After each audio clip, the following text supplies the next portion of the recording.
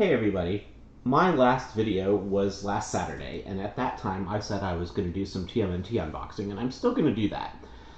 But I'm not going to do that today because A, it's late, and B, because the last few days have produced a large pile of additional new toys that I've gotten, so I figured I'd just do another haul video.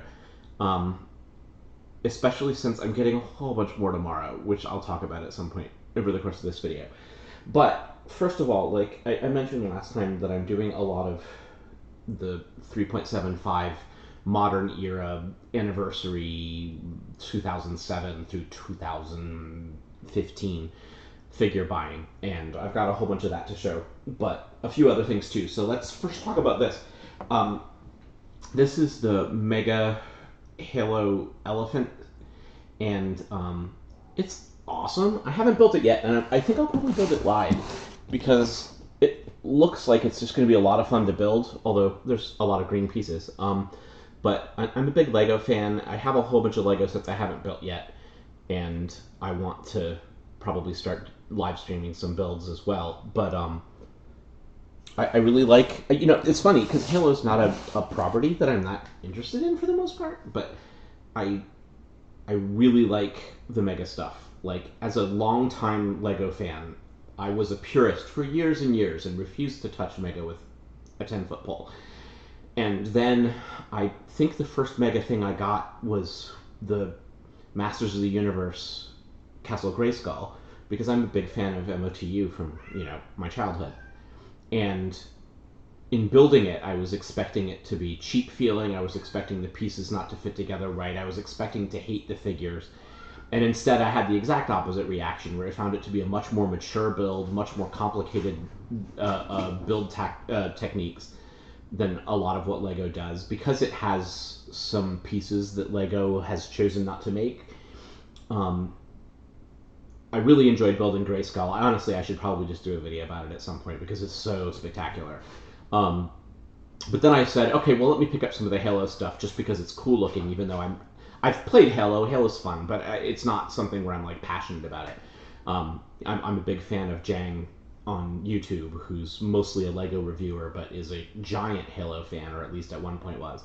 I'm not that, but I appreciate the design aesthetic, and I like the Mega stuff a lot. I also have picked up a lot of the Mega Pokemon stuff, which is a little bit less complicated, and some of the play sets, I feel like they're putting a whole lot of pieces into building boring terrain instead of Pokemon, which I feel like is sort of a shame, but I have a lot of them anyway. So, the time will come where we start just streaming Mega builds and Lego builds on a regular basis.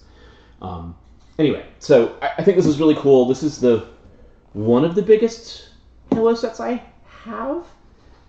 Maybe it might be bigger than the Pet Pelican. I'm not sure. But regardless, it's going to be really fun to build. And I actually picked up a second Pelican, so I might build that too, and we can put them next to each other and just have a whole lot of olive green. But anyway, I think that's pretty awesome. So yeah, let's again start with the non-G.I. Joe, or at least non-3.75-inch G.I. Joe stuff, and move on. This I just got today from Hasbro. It's the Valkyries.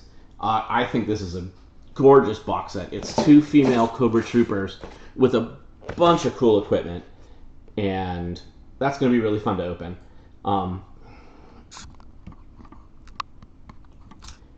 Yeah, I mean, it's got blouses, it's got tons of guns, it's got different helmets and faces for them. And looking at that, I'm kind of thinking I should have bought 2, but it's fine.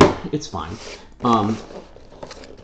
Yeah, this is why G.I. Joe Classified is great. The reason G.I. Joe Classified isn't great is because it really doesn't support vehicles in any serious way.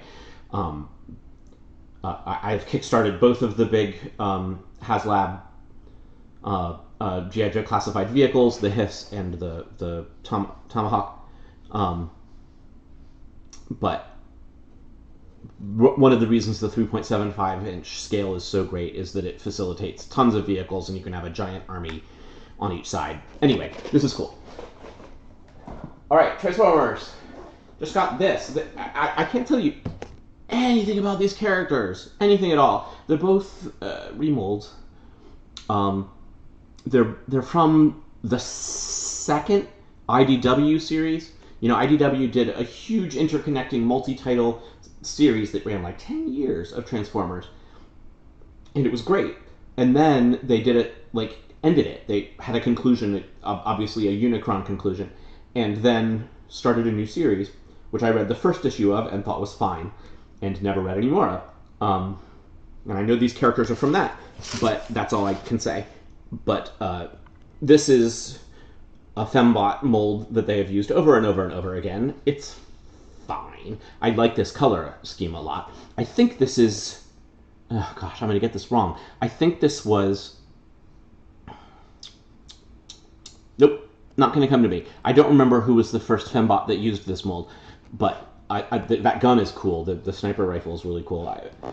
Anyway, this seems like it'll be nice, and I'll definitely line up a whole bunch of Fembots when we open this one eventually. But yeah, there's that. Okay, next. Okay, this was actually not new. I've had this sitting under the table and forgot to bring it out for the live stream last time. This is from a few years ago. It is selling for too much money. I paid too much for it, but I'm going to open it anyway. I just picked up the and by just I mean a couple months ago, picked up the animated style Green Goblin with Mary Jane, and it's fine.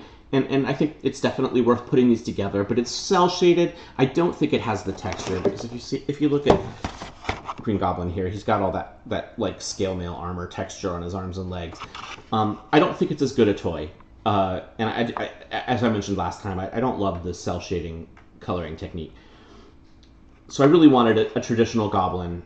It'll be interesting to see once we put this next to the animated one if I say I don't need both of these, but I have it, so there we go. Alright, I mentioned these last time, but they came. We've got Bucky Cap and Joe Fixit. I think I might have said Mr. Fixit last time, and maybe that's the same person? I feel like Mr. Fixit's someone else, but I can't think of what it is. Anyway, these are awesome.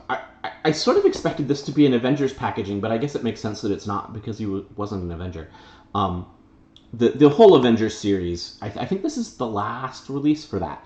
The whole Avengers Marvel Legends run, the anniversary Avengers run, has been spectacular. I don't think there's a single toy in that whole line that isn't just essential for any collector who likes Marvel. I love that they made a Bucky Cap. I can honestly say that the Brubaker Winter Soldier and onward run of Captain America is probably my favorite run of comics ever. It's so good. But anyway, so you've got Bucky Cap, he's got a gun, he's got a knife, alternate hands, and Joe Fixit, alternate head without the hat, and a Tommy gun, which is just awesome. I mean, Marvel Legends doesn't get any better than this. Those are great. Oh, and then I showed last time, Judge Dredd on his motorcycle. Here's Judge Anderson. Again, there's so much plastic in there, you can barely tell what she looks like, so we'll just have to get that open, but we'll have Dredd and Anderson together on their motorcycles, lawmakers. That'll be great. And then, okay, this is really funny. These were on super sale on Amazon, like $10 each. I don't need these. I didn't really want these, but $10 each is a pretty good deal. I wish they had more accessories. That's my biggest complaint. I also feel like, having not taken them out of package and only seen photographs of the figures themselves, I'm not sure the faces are great representations. We'll have to see whether they actually look like the characters from the movie. I downright enjoyed this movie. I thought it was really fun. But I didn't need the toys. That said, Golden Archive has other things that have been great. Like, this isn't going to stand up on me, so I'm just going to put something up behind it. There we go. And so, Golden Archive had the Honor Among Thieves figures, which I was going to skip until I saw them on sale. I'm holding out for the second wave of 3 figures to be on $10 sale too before I buy them. But the other things they've done are, there's a Drizzt figure coming out next week that I'm going to get.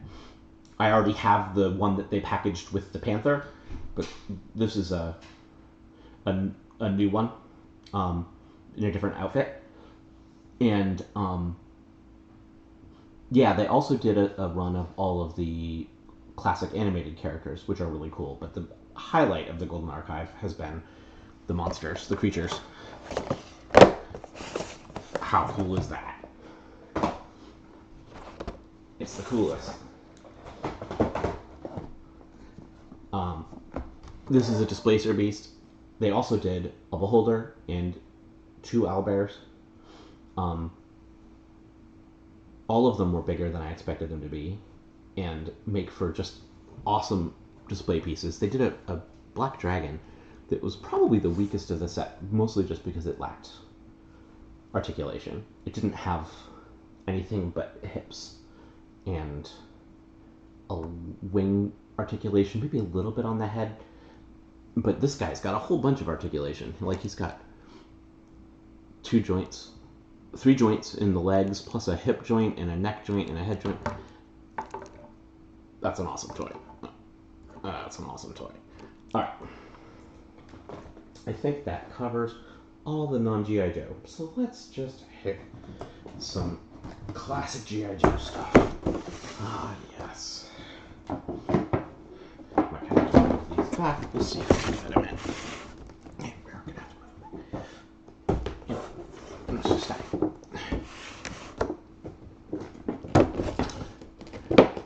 So, Claire.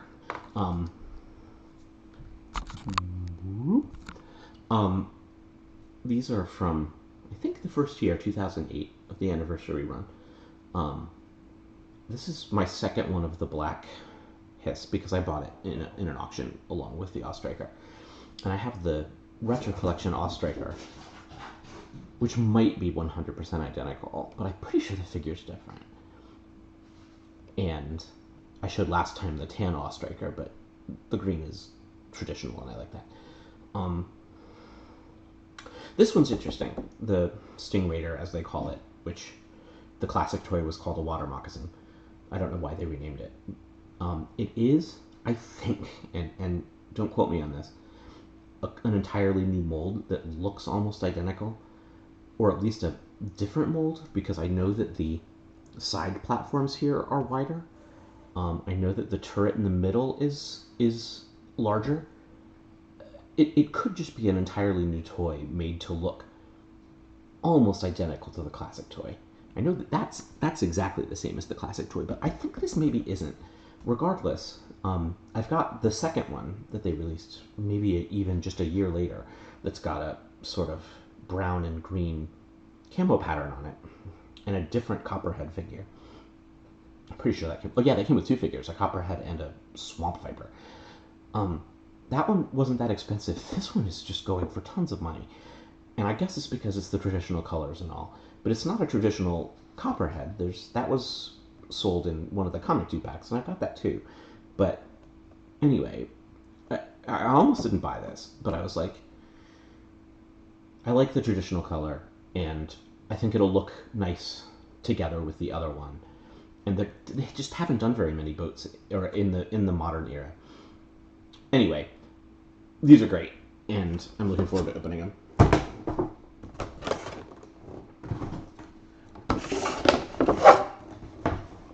Next. Okay, a few more vehicles. And these kind of go together.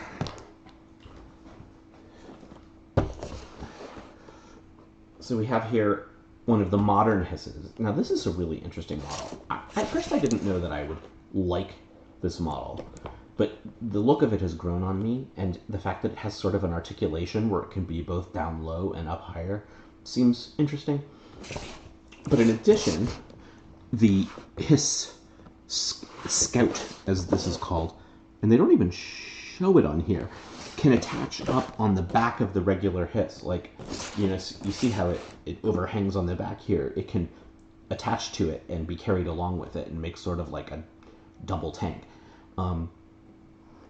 This is also an interesting release because they made a midline color change, where the early release, again, don't quote me on this, I could be wrong, was a dark brown, and then they switched it to black. And I don't think the packaging changed, so we won't know what color this one is till we open it. Yeah, but it's got also two really nice looking Hiss driver figures. Yeah, I mean, it doesn't look like the traditional Hiss, and the traditional Hiss is still in my heart and always will be. But these are pretty sweet. I think those will be fun to put together. I have at least one other color of this. They did a dark blue one. Oh, I have the crimson one too. I've got, this is the third one of this mold I've gotten. An all red one and a dark blue one. The dark blue one is from an interesting era here. For like 1 year, I think it was all from the second movie, Retaliation. They took the articulation out of the figures. They went to like classic Kenner Star Wars articulation, where the head turns and the arms move at the shoulder and the legs move at the hip, and that's it. And I'm like, that's not G.I. Joe. What were they doing? Anyway, I don't know if that figure specifically is going to be that way, but I bet it will be. And I haven't bought a lot of the other vehicles from that year because all of the figures are in funny poses and unarticulated. And also, I don't particularly like them vehicles anyway. So anyway, these two.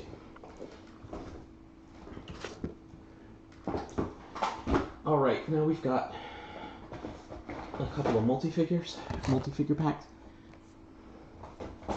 It's funny, like as I've been buying these figures, this is more about the 2-pack here. As I've been buying the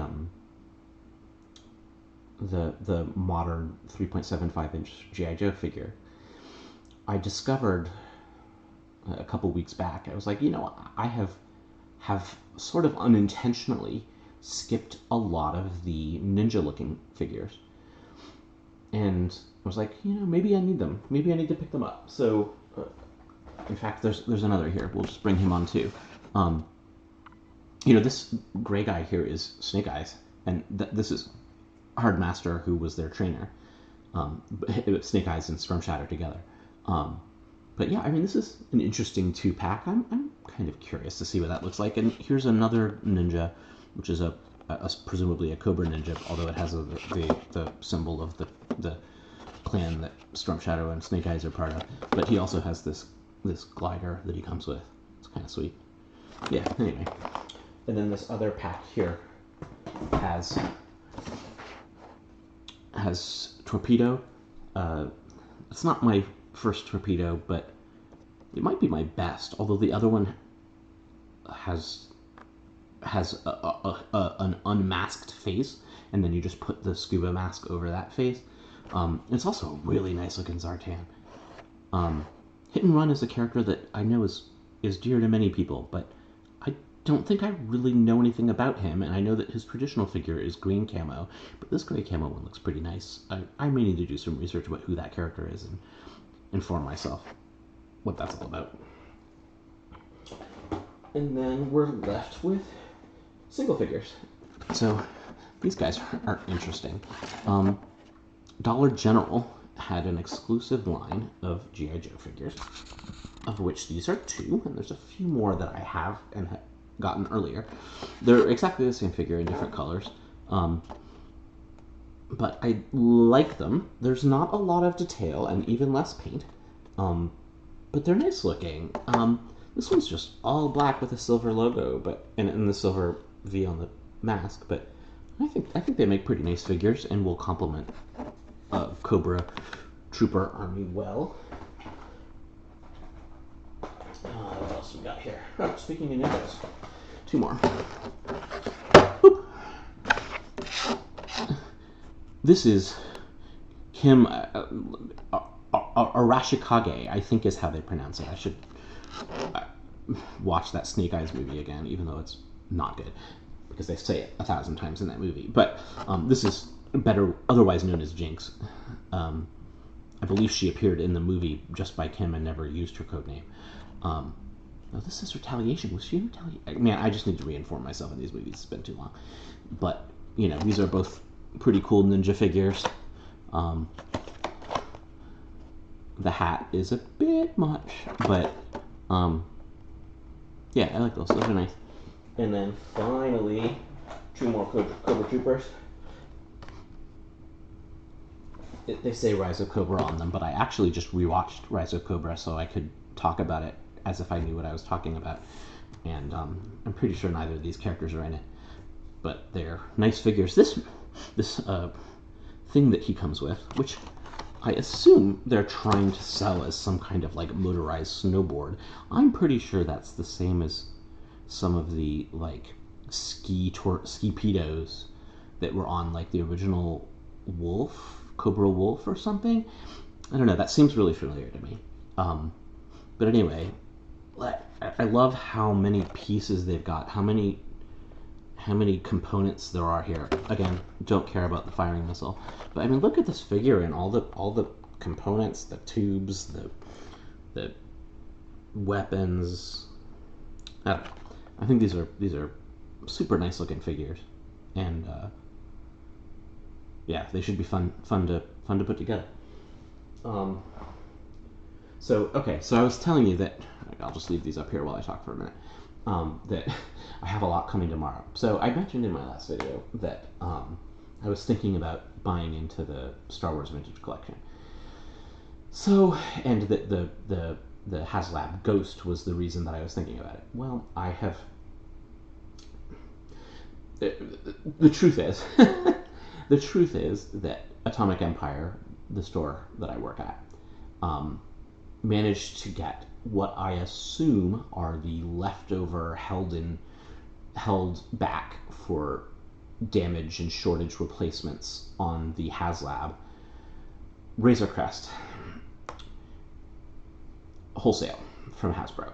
So basically, Hasbro did a HasLab Kickstarter for the Razor Crest, the Mandalorian ship from the first 2 seasons, not the one he has now. And it was exclusive to the HasLab Kickstarter. You couldn't get it at retail after the HasLab was over.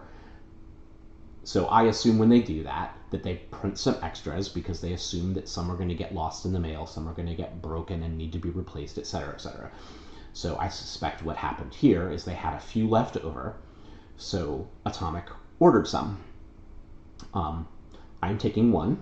As it happens, the packages didn't show up in great shape because they were literally just in a cardboard box with no padding, so there was no way they were going to do well. So I'm taking the one that's really beat up, so we'll look at how bad that is actually beat up when I get it. But Atomic will have a few more for sale, so if you get in quick, and this will be tomorrow probably that they'll go on sale, that'll be Thursday the 31st, we'll have a few on the site available for purchase at a very high price, but not unreasonable considering what they're going for on eBay. But anyway, I'm taking one, and when I decided to do that, I said, okay, I'm gonna use the vintage collection line as a vehicle and accessory mechanism, because they've done very few in Black Series. I have a couple of them, and I'm not going to get more. They're expensive, they're huge. What are you going to do with them? I say they're huge. It's not like the Razor Crest is small by any stretch.